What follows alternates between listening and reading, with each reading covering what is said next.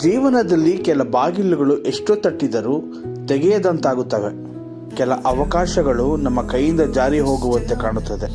ಆಗ ನಾವು ಯೋಚಿಸುತ್ತೇವೆ, ಇದರಿಂದ ಮುಂದೆ ಹೇಗೆ? ಆದರೆ ಕೇಳಿ, ನೀವು ನಿಲ್ಲಿಸಿದ ಜಾಗದಲ್ಲಿ ದೇವರು ಪ್ರಾರಂಭಿಸುತ್ತಾನೆ. ನಿಮಗೆ ಮುಚ್ಚಿದ ಬಾಗಿಲು ದೇವರಿಗೆ ಮುಚ್ಚಿದ್ದಲ್ಲ. ಅವರು ಒಂದು ಕ್ಷಣದಲ್ಲಿ ಮಾರ್ಗ ಮಾಡಬಲ್ಲವರು. ವಾಕ್ಯವು ಹೇಳುತ್ತದೆ, ನಾನು ತೆರೆಯುವ ಬಾಗಿಲನ್ನು ಯಾರು ಮುಚ್ಚಲಾರರು. ನೀವು ಇಂದು ದುಃಖದಲ್ಲಿ ಇರಬಹುದು. ಅಸಾಧ್ಯವೆನಿಸಿದ್ದೇನಾದರೂ ನಿಮ್ಮ ಮುಂದೆ ನಿಂತಿರಬಹುದು.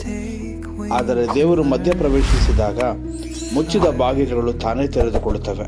ಮುಚ್ಚಿದ ಹೃದಯಗಳು ತೆಗೆಯುತ್ತವೆ. ಮುಚ್ಚಿದ ಅವಕಾಶಗಳು ನಿಮ್ಮ ಕಡೆ ಬರುತ್ತವೆ. ಮನುಷ್ಯ ತಡೆದರೂ ದೇವರ ಯೋಚನೆಯನ್ನು ತಡೆಯಲಾಗದು. ನೀವು ನಂಬಿಕೆಯಲ್ಲಿ ಮುಂದೆ ನಡೆಯಿರಿ. ದೇವರು ತೆರೆಯುವ ಬಾಗಿಲು ನಿಮ್ಮದಾಗಿಯೇ ಇರುತ್ತದೆ. ಇವತ್ತು ನೀವು ಕಾಯುತ್ತಿರುವ ಬಾಗಿಲು ನಾಳೆ ದೇವರು ನಿಮ್ಮ ಮುಂದಿಟ್ಟು ತೆರೆದಿಡಬಹುದು.